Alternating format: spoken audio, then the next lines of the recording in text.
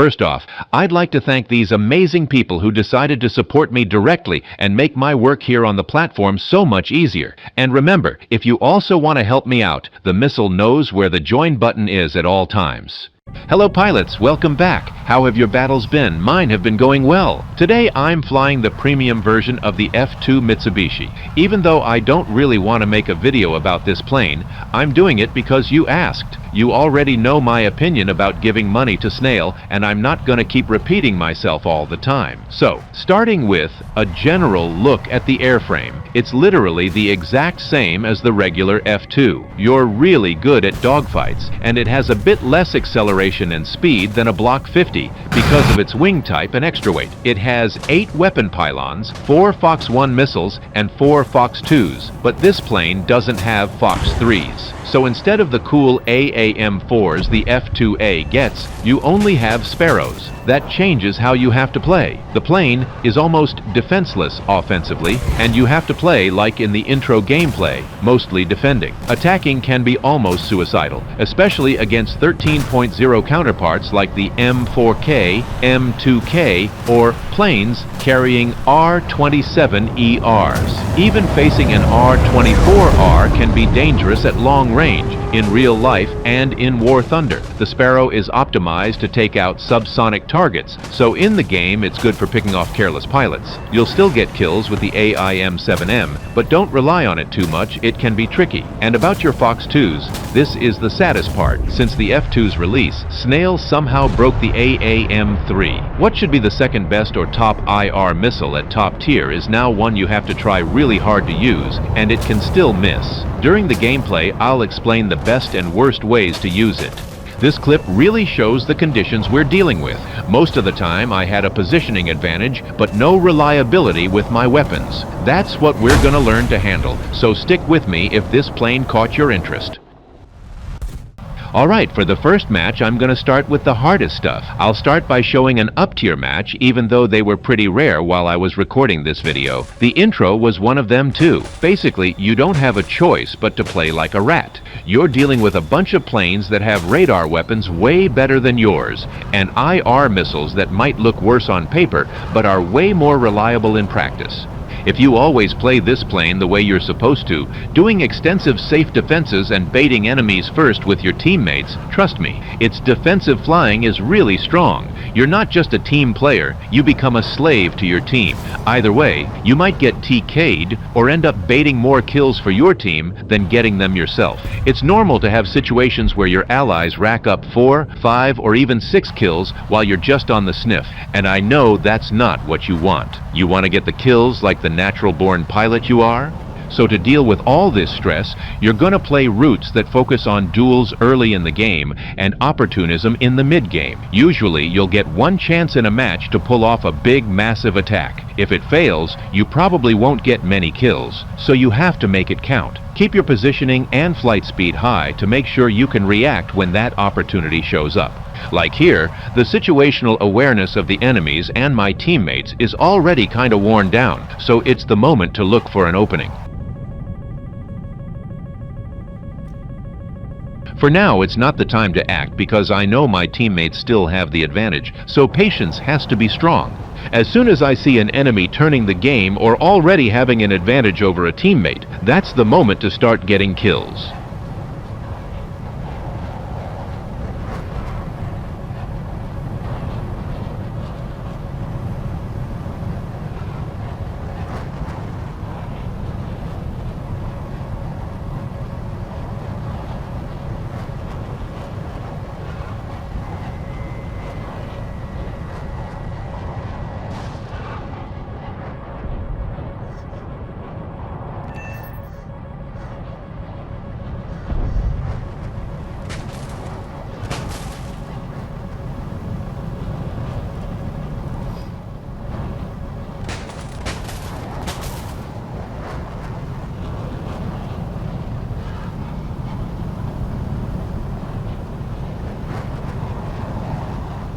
I find plane rendering in this game pretty funny. The guy's flying high, 8 kilometers away, and the black dot doesn't show up. Here, the guy got 100% gaijined, because I know I probably didn't render for him either. Occasionally, I only got the chance to spot him with my look first. This is the game you're giving money to, a game that favors RNG like it's blackjack or a slot machine.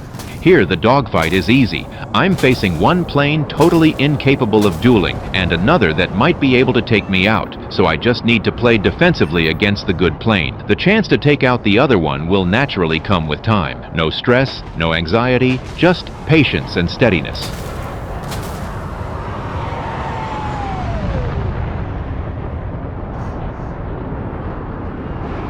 I know it was an ugly launch, but the thing is, I'm already ahead against the last 2 enemies, and that Sparrow was just 200 kilos extra on my plane, so I already wanted to get rid of it anyway.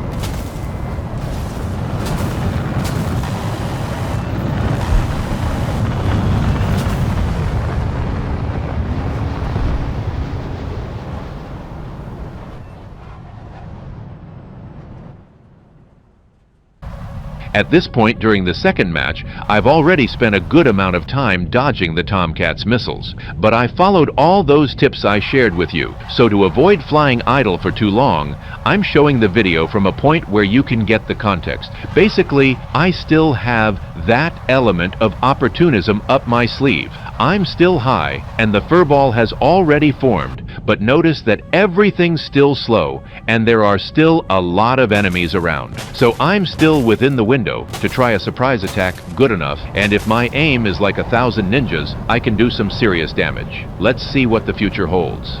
Alright, I said I'd comment a bit on AAM-3 launches. You've probably noticed that most successful launches were on front or side aspect targets. When this missile has a clear view of flares, it's over. You're better off not launching. But when the plane hides some of the flare's brightness, you have a better chance to hit. The only sad part is when the enemy fires a missile. Depending on the distance, you can lose the AAM-3 even in ideal launch conditions because your missile will lock on to theirs, unfortunately.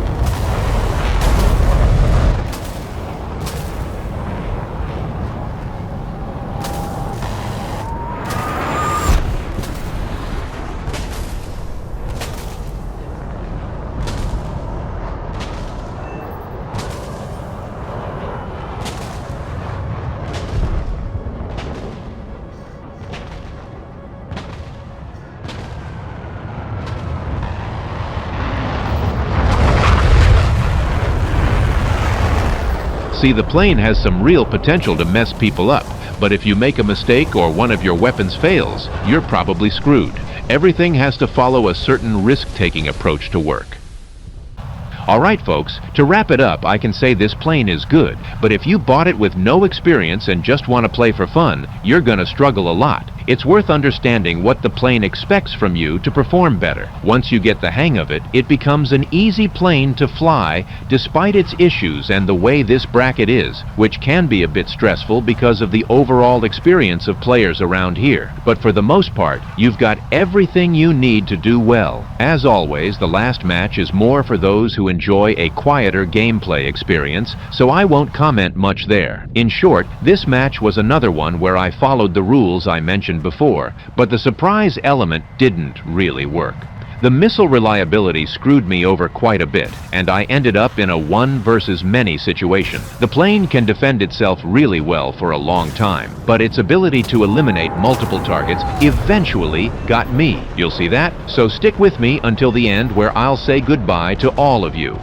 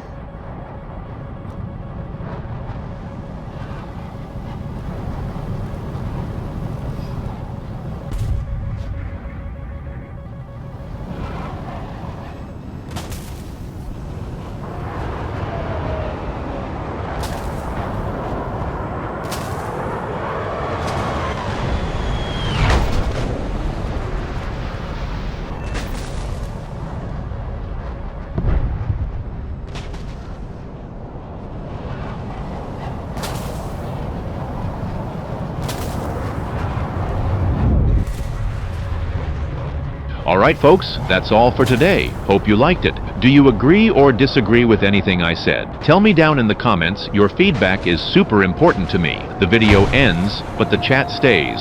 Karma out.